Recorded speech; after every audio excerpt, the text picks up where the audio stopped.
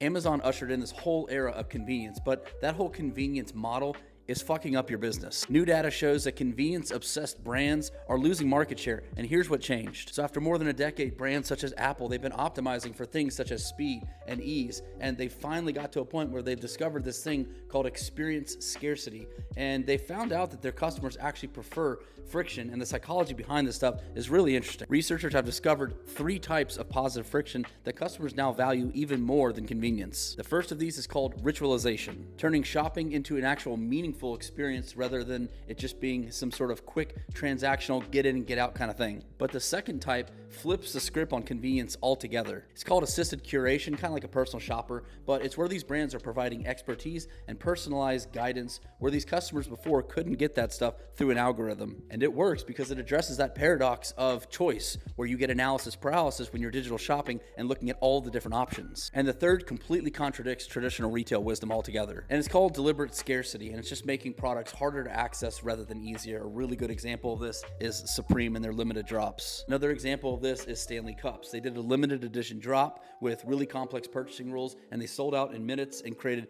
massive brand loyalty. And this whole anti-convenience revolution is happening across every category. Y'all, even digital brands like Epic Games are creating appointment-based experiences where users have to go and select times in order to get exclusive releases instead of that on-demand convenience. And oddly enough, Gen X and Gen Z are surprisingly aligned on these high engagement experiences. And perfume brands are actually a really good example because they've perfected this psychology with something called meaningful inefficiency, which are deliberate moments to slow the customer down so that they can actually experience the quality and the craftsmanship of the product. Le Labo, for example, makes the customer wait as they hand mix their perfume. Or when Erewhon creates lines for their $20 smoothies, they're not just failing at convenience, they're actually strategically building value perception. The most powerful insight that I've gleaned from all this is that convenience commoditizes your offering. When companies shifted from convenience focused to experience focused, they discovered that customers will not only pay more, but they'll actually become brand evangelists. It's kind of like that ultimate paradox in life, where if something is really difficult to get,